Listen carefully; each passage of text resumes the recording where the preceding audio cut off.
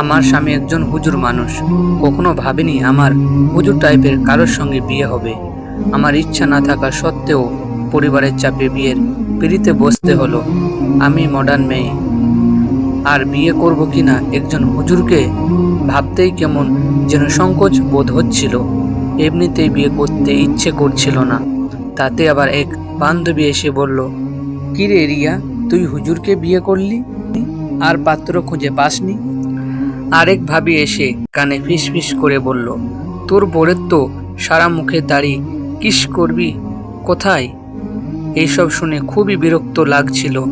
ইচ্ছা করছিল এখনই আসন থেকে উঠে যায়। হঠাৎ পায়ে ঠক ঠক করে আওয়াজের ঘোমটার ফাঁক দিয়ে আর চোখে দেখলাম একজন লোক আছে। তার বেশভূষা আর গঠন দেখে বুঝলাম ইনি আমার স্বামী।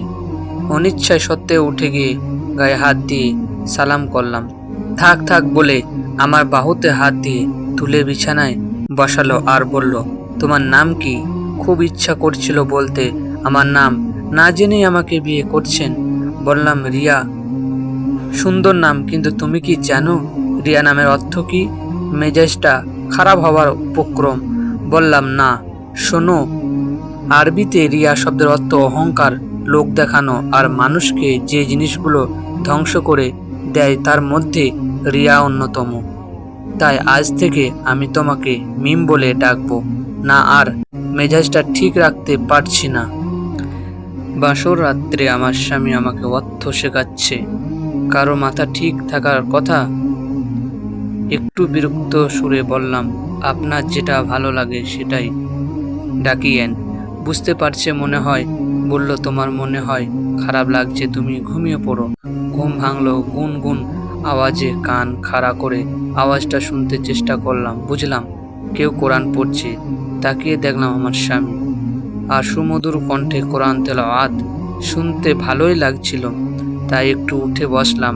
আমাকে উঠে বসতে দেখে তেলাওয়াত বন্ধ করে বলল, আসসালামু আলাইকুম, শুভ সকাল। ঘুমটা কেমন হলো? সালাম নিয়ে বললাম, জি ভালো হয়েছে। এইভাবে কাটছিল দিনগুলো। এরই মাঝে ইনি আমাকে নানাভাবে নামাজ পড়ার কথা বলতো। এত ধৈর্য আর এত ভালো করে বুঝিয়ে বলতো যে আমি নিজেই খুবই অবাক হয়ে যেতাম। আর সব চেষ্টাকে সফল করে একদিন নামাজ পড়া শুরু করলাম। দেখলাম আর মুখটা খুশিতে ভরে উঠেছে, আর হাসিমাখা মুখটা দেখতে ভালোই লাগতো। নামাজ 5 ওয়াক্ত হলেও আমি 4 ওয়াক্ত পড়তাম। ফজরের নামাজ পড়তাম না, খুবই আলসেমি লাগতো। উনি আমাকে ডাকতেন, শুনেও জাগতাম না। এটা উনি বুঝতে পেরেছিল যে আমি ইচ্ছে করেই উঠি না। তাই আমাকে কাছে ডেকে পাশে বসিয়ে বলল, দেখো তুমি এইভাবে প্রতিদিন 8 ঘন্টা করে ঘুমাও।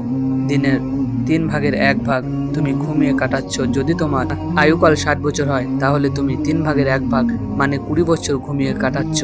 আল্লাহ তো তোমাকে এই দীর্ঘ সময় ঘুমিয়ে কাটাতে পৃথিবীতে পাঠাননি। তারপর অনেকগুলো ভালো ভালো কথা আর কোরআনের বাণী শোনালেন। এত ভালো কথা শোনাচ্ছিলেন যে শুনে আমার চোখে পানি এসে গিয়েছিল। তারপর থেকে আজ পর্যন্ত 1 ওয়াক্ত নামাজও আমি কাজা করিনি। সর্বদা ধর্মীয় অনুশাসন মেনে চলি। আজ আমি অনুতপ্ত নয়, গর্ববোধ করি আমার স্বামীর জন্য। সত্যিই আমি খুবই ভাগ্যবতী। অবশ্যই আপনারা দেখলেন এই ভিডিওর মধ্যে একজন স্বামী তার স্ত্রীকে কিভাবে নামাজের শিক্ষা দিচ্ছে, এবং সেই শিক্ষা দেওয়ার কারণে তেনার স্ত্রী আর কখনোই জীবনে 1 ওয়াক্তেও নামাজ কাজা করেনি। আপনারাও এই ভিডিওটা বেশি বেশি করে শেয়ার করেন, যাতে করে ওই সমস্ত নারী যারা স্বামীকে মানে না এবং স্বামীর কথা শুনে নামাজ রোজা করে না, তারাকে পাঠান ভিডিওটা বেশি বেশি করে। ভিডিওটা ভালো লাগলে অবশ্যই লাইক, কমেন্ট এবং সাবস্ক্রাইব করে আমাদের পাশে থাকবেন।